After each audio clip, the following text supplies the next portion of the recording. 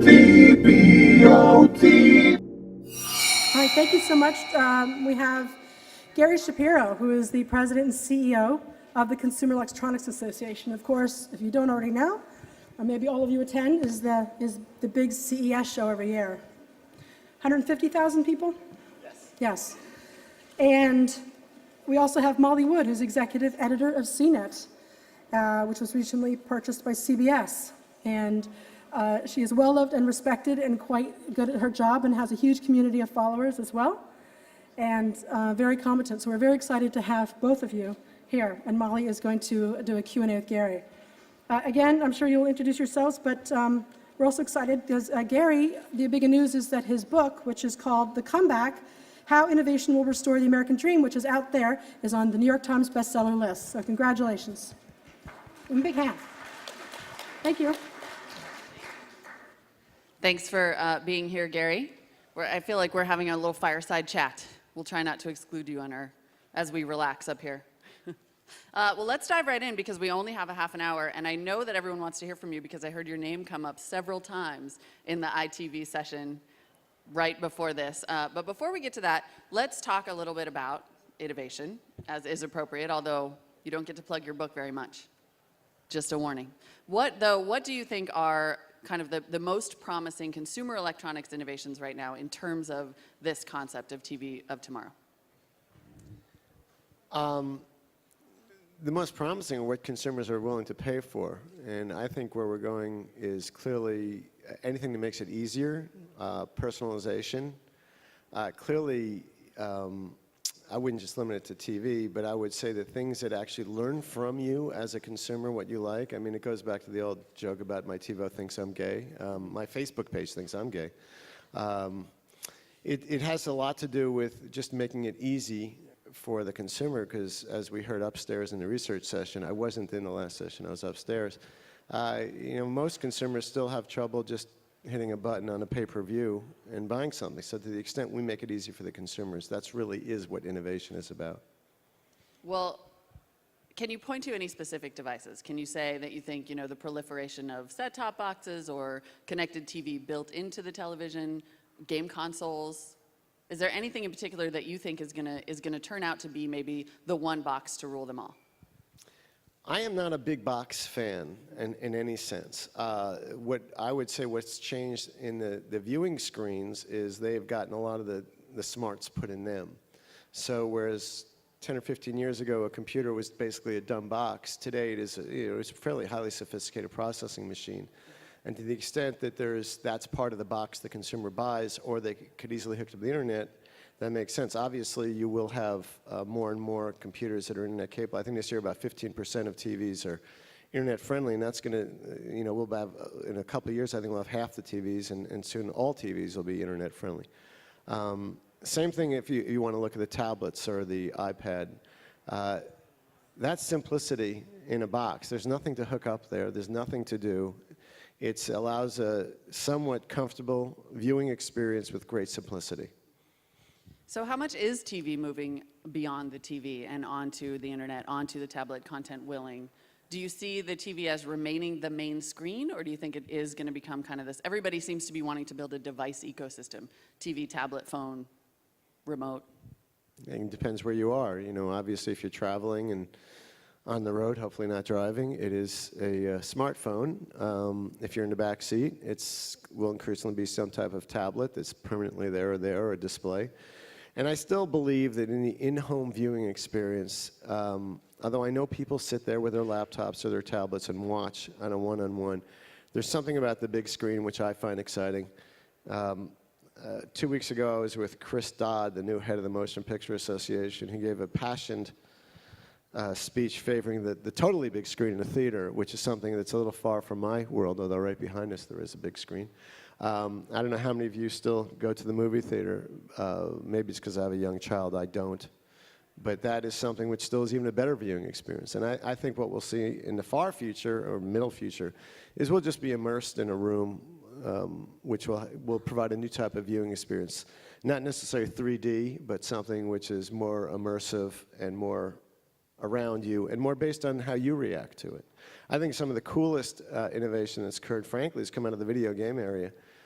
Things like the Kinect, basically responding to your movements. And once you start carrying that out, and this is just the beginning of where we're going to go for this, and it has applications not only for home entertainment, but obviously for learning, for medicine, for so many different things which will change the way we live and provide tremendous opportunity for companies to do business, for innovation, for moving us forward as a world. Mm-hmm. Now, to some of the instances in which your name came up earlier, and in general, the consumer electronics industry, I feel like from my perspective, from the consumer perspective, we sometimes feel like we're at war a little bit with the cable industry when it comes to getting the content that consumers want onto the devices they want in the formats they want. How do you think the CE industry is going to be able to marry innovation with the needs of the content industry? Will you partner with cable? Will you partner with networks like CBS? How do we get all that TV everywhere we want it? I have a few responses to that. First of all, I'm from Washington, D.C., as most of you know. That's where we're a nonprofit trade association. We represent 2,000 technology companies. We also have this new category called the Home Tech Enthusiast, which is growing very quickly, and any one of you can sign up for. So we're an association. We're a nonprofit. The way it works in Washington is if you want a friend, you get a dog. Because I love Michael Powell, who's the new head of and my counterpart of the Cable Association, and the guy before him, Colin McSlower, now president of Comcast, is a very good friend. Well, he's not really. We have a great relationship. Friend is too strong. And they just announced that they're hiring Commissioner Baker of the FCC this week, or last week, which is a very big deal. So there's all these people working for the cable industry, and there's people working for broadcasters, and there's people working for the motion picture industry and the recording industry. And I've been, at times, allied with and against these different groups. But this is how it works when you're in my job. I am the one representing innovation and technology purely. I'm not representing the status quo. So the history of the world is that someone comes along with something better and threatens somebody else. You know, the guy who invented the wheel might have hit the guy with the donkey monopoly. I mean, it's anytime something new comes along, whether it was the VCR or the DVD or MP3 or even the internet, someone else's market share is going to be affected. And they do everything they can to stop you. They compete with you. They ask Washington to stop you in various ways. A lot of what goes on in the copyright world is basically blocking new uses of technology, and we're often at war with them. But ultimately, we do get along on a technical basis, and we cooperate in so many different ways. We have standards together. We do all sorts of things. We have groups of engineers working with broadcasters, working with cable, and especially on a technical basis, it's a very cooperative relationship. When it comes to me and debating and testifying in Congress, you know, we are each stating our case, and I am always in the favor of innovation, and government just let us introduce new products to the marketplace.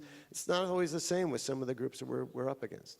Is this a more intractable problem? It sometimes seems to me like this problem of content licensing or the various set-top boxes or cable card confusion. It seems maybe more intractable than some other technology issues. Is that a fair assessment?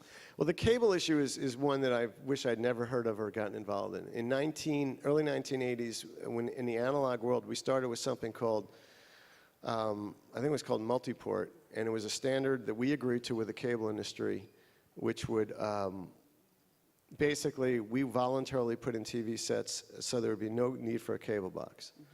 And RCA, who I think was then headed by Joe Clayton, who as of yesterday is now the head of EchoStar, was just announced, basically invested millions of dollars in producing these multi-port TV sets. Well, the cable industry did not respond, even though they'd agreed to, so they just got stuck with dead inventory. And I will spare you the long history of 25 years of negotiation, but my takeaway from this is you cannot force an industry to agree on a standard they do not want to agree on. We thought it was in their interest. It would, stop them from the investment in boxes. They wouldn't have to go up to people's homes a lot. Consumers clearly said they wanted a cable set to get cable TV without having a box. There's a lot of research which shows consumers don't want multiple boxes in their home. They're ugly. There's no room for them. And increasingly, they don't even fit in with the beauty of the thin TV set. Now the FCC has come along and says part of the National Broadband Plan, and they have, again, proposed basically a standardized format for an input for premium services into the box, to the TV set, rather. We think it's a great idea, but my enthusiasm is not 100% because I feel like us in Iraq or Afghanistan, how long can we be there getting beat up? And what will we ever have to show for it? Bad analogy, I know, and I'm sorry. But it's difficult after, I think, 30 years now of trying to push something that an industry really doesn't want and consumers do to say, and now there's other choices. Look, the broadcasters thought there was no market for cable. Cable came along, they thought there was no market for satellite. The internet came along, cable was astute enough to figure out, what, our cable premium customers, there's going to be fewer of them, we'll have to charge them more, but we could be smart enough to provide broadband. Hugely strategic decision on their part to go into the broadband they have. And now there's so many choices and flavors with the internet and with wireless that I think we're doing okay with other choices out there besides cable. So in the refusal to provide a standard, do you think the marketplace will find a way around things like cable card? Yes. Yeah. I think the advantage of having a standardized format, you make it easier for your customer, you will sell more. But if you don't, now, our whole vision for 15 years we've been expressing is what we want to get our vision of the world is to have multiple flavors of broadband. So we want cable, satellite, broadcast, fiber, even over power line, which is still proven doable, although not too many people are doing it. And now what we're really working hard for as well is different flavors of wireless. So, what we didn't anticipate is, this thing came along, the iPad and the smartphones, and they used, 50 to 100 times the bandwidth of the old phones of 3 years ago. So we're starting to hit a brick wall in terms of the amount of spectrum available, and frankly, it's terrifying us. Because people in San Francisco and New York City, they're starting to, you're up against the limits of spectrum here that's available. So the FCC wisely, bipartisan, President Obama got behind it, talked about it in a State of the Union address. It's now bipartisan legislation in Congress. Says, you know what? Fewer than 10% of Americans now get free over-the-air television through an antenna, and they rely on it. It's something now that there's just way too much of this valuable spectrum used for free over their antenna, even though the broadcasters don't own the spectrum, they just get 8-year licenses, they never paid for it.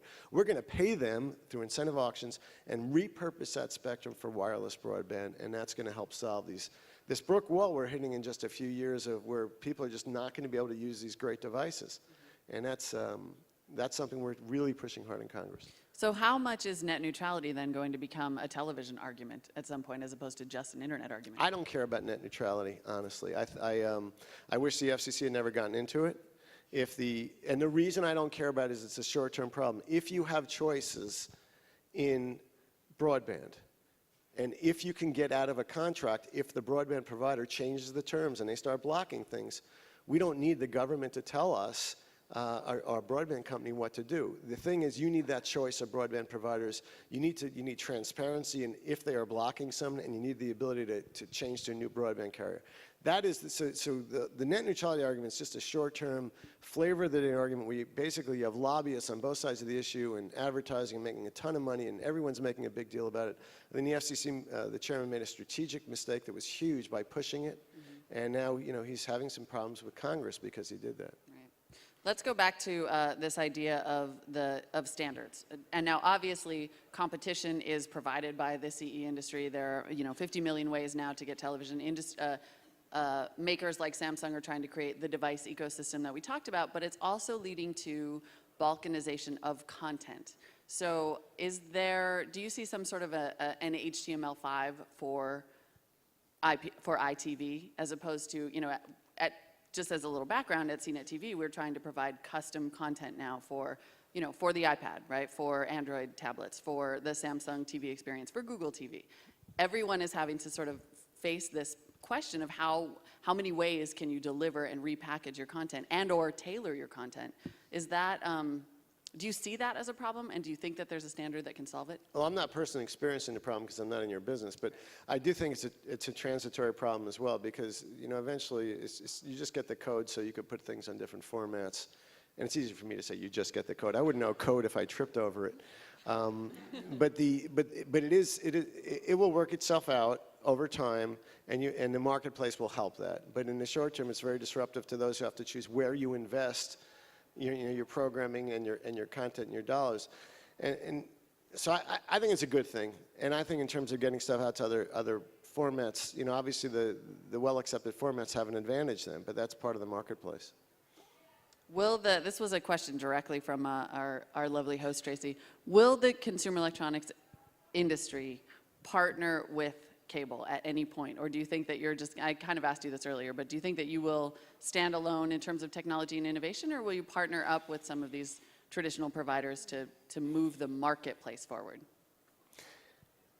Well, the cable industry is very strategic, and they benefit from not having to compete with each other.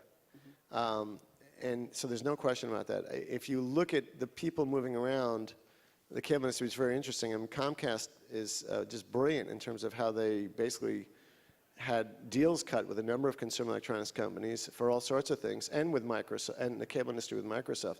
And you'll see the winner of all those deals, at least in my view, which will get me in trouble, is the cable industry is one, and nothing was ever, all the promises that were announced on stages like this one never occurred. So basically, there's no, there's no Windows that I'm aware of that's being used in any cable transmission. There's not a lot of devices that are being sold that are working with cable, even despite the announcements. The head of the cable labs now was the top guy negotiating those deals, who was at Panasonic. So the cable industry is doing fine. I don't really feel bad for them. They will lose market share over time as other formats come, as we have more wireless broadband. And in terms of your question before about how things were, because I want to go back to the content question, how you will get to different content.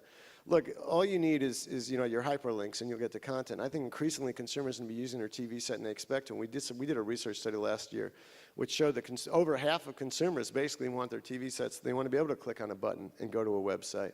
So if you have that ability, that is neutral across platforms. I mean, a hyperlink's a hyperlink. So that's another way of getting to things. Yeah, absolutely. I mean, in some ways, it sort of feels like the App Store model is itself anathema, right, to the idea of universal content, because it forces you to have a custom app for every platform. That's not a policy question, but. No, but I understand your point. I mean, but I wouldn't deride the app. I mean, what Apple has done, and apps and others, obviously, which are competing with Apple, is great. I mean, there's 300,000 or more apps. There's you're doing all sorts of things you were never able to do, and we're still at the very beginning of this. I mean, as you go into more, we're pretty excited in my world about home health, because first of all, healthcare is a phenomenal expense. Look, it's divided a Congress and the country for 2 years. It's something where technology really is the solution, and doing stuff at home and being able to test at home. So as we get more sophisticated and people doing self-testing, you don't have to go to the doctor for a doctor to diagnose you. There's so many different things that can go on, which will be good for society across the world, not just the United States. So we're still at the beginning of this technology revolution. That's what's exciting. Right. It's exciting and kind of frustrating potentially for consumers?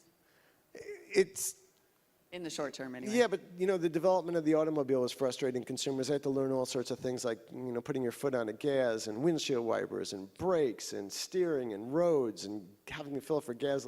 The horse was so much easier. The horse industry didn't fight quite as hard, I think, as the. Well, that's right. I mean, look how many horse and buggy makers are left. So. Yeah. So to that point, though, how much of a trend do you think cord cutting really is? We've been talking about it for years, the over-the-top, over-the-air revolution. Do you see that happening? Do you see policies that can specifically encourage or discourage that? I'm kind of neutral on that. The cord cutting thing, which the broadcasters keep talking about, as if this is something that people are cutting the cord, and they think they're going to broadcasting, which I find so laughable. Because antenna sales are dropping, so we know that. We know statistically that it's a percentage drop each year for the last 10 years in the percentage of Americans who are relying on free over-the-air television. So the broadcasters are saying, wow, people are cutting their cord. They're going to broadcasting, which is absurd. They're going to Fios. They're going to wireless, iPads. We all know that. It is a phenomena. There's no question that the penetration of cable seems to be eking downward somewhat, but at the same time, they're getting more from each customer. So it's clear that it's happening. And it's tough to separate a little bit the impact of the recession versus the impact from other opportunities out there in terms of consumers getting information. The broadcasters are trying to fight this battle in Washington as a coastal battle, basically saying those elites on the West and East Coast are concerned about losing their wireless broadband. In the middle of the country, they don't care about that. They don't have iPads, and they rely on free over-the-air broadcasting, and it's essential. And that's how the battle lines are being formed. And I scoffed at it until I was at congressional office from a member of Congress from the Midwest last week, and he told me that this is not a Midwest problem. And boy, if you start defining it that way, then we're in for a challenge. Then Those of us on coasts may just not be able to use our wireless devices that much more in the future. That's scary. I know, totally. Then that sort of answers, I guess, the next question I had, which is what is the single most important policy issue you think that affects the TV of tomorrow? Well, honestly, I think the single most important issue that affects the TV of tomorrow is the political party's failure to resolve major national issues. And I'm going to take a second and explain that. 5 years ago, during the transition to HD TV, which I was intently involved in, I was speaking at conferences and called to policymakers and testifying in Congress and saying, oh my God, they would say, our consumers are going to lose over-the-air television. They don't know about the transition. And I would always say the same thing. We don't need any government money for this. It's just television. They'll lose it for a few days. They'll figure it out. They'll turn on the radio. They'll make a phone call. The end of the world. I say, and you have to compare that to the fact that they're entering mortgages, which they don't understand. They'll lose their houses. And, you know, I hate to sound like I told you so, I was right, but I was. And everything should be put in perspective. And the perspective is that television is not that important. Even having these devices is not that important. But the overall future of the U.S. as an economy is important, and we're going down. And I will say this is our association position, because we had this discussion at our board a few years ago saying, look, what is the most important thing for the consumer technology industry 5 to 10 years from now? And everyone answered the same. It's the health of the U.S. economy. Came back, well, how's the U.S. economy doing? Everyone, and these are CEOs sitting around a table running major companies, said, the U.S. economy is doing terrible. Why is it doing terrible? Because our government is failing. And our government is failing in so many different ways. So the bottom line is we have to do something about it. So I wrote a book. I'm not here to push the book. And we have this platform in Washington. It's focused on innovation. When you're in trouble we're in, you have 3 choices. You could raise taxes, you could cut spending, or you could try to grow, or you could do a combination of the 3. I personally believe it has to be a combination of the 3. And we're pushing the concept of innovation on Capitol Hill. Every member of Congress is getting this week as I speak, which is a video, interactive video. It's actually the first I've ever done in Washington. And you have 5 different choices, including me speaking, and including even our fearless leader speaking. So what do you do, since I just got the 5-minute sign though, if Comcast comes to you and says, we're a huge company and we're super vital to the health of the nation and Roku is killing us? Tough. I would have said the same thing to General Motors. You know what? Competition is tough. Companies go out of business. The important thing is to make sure that we have an environment where anyone with a good idea can expose it to investors, can have their way. We are blessed as a nation with, we're a mosaic of people that come from different backgrounds. That is our strength. We always challenge the status quo. We innovate. We're entrepreneurs, and that's who we are. So we always need to be pushing. I could care less if one company goes under or any company goes under. It's harmful to the people involved with that company. It's harmful to an entrepreneur, but we are the only nation in the world where you could fail as an entrepreneur, fail as a company, and that is considered learning experience to move forward. I mean, look, Steve Jobs was one who essentially failed at Apple the first time and was kicked out. And here he is back again, doing okay. All right, finally, just really quickly before I let you go, 3D TV. This is, I put out a tweet before this and I said, what do you guys want to know from Gary Shapiro? And the overwhelming response was, 3D TV? Really? Really? How much longer do we have to keep doing this? Well, you know, 3D is just going to be a feature, just the way internet connectivity, now it's in upper end sets. And in the future, if you buy almost any TV set, you will have 3D capability and you'll have internet connectivity. That's just a feature consumers want, like mute on the remote control or other things. It's really great for certain things and people that like it. It's great for sports. It's great for some movies. I don't know if I'd want to watch the local news in it, though. All right. I promised him I wouldn't ask about 3D TV, but I had to do it. I think that is it for our session, but I will say I did read the book and I enjoyed it, even though I'm not here to pimp it for you. Thank you so much, Gary. Oh, we do? Oh, great. Questions. We have 5 more minutes that's for wonderful. questions. Not that I don't like your questions. Lucky you. Do we have a microphone for questioners so that we can hear your questions by any chance? Or we can repeat If not, them. I can repeat them, but you'll have to keep them short. Go ahead.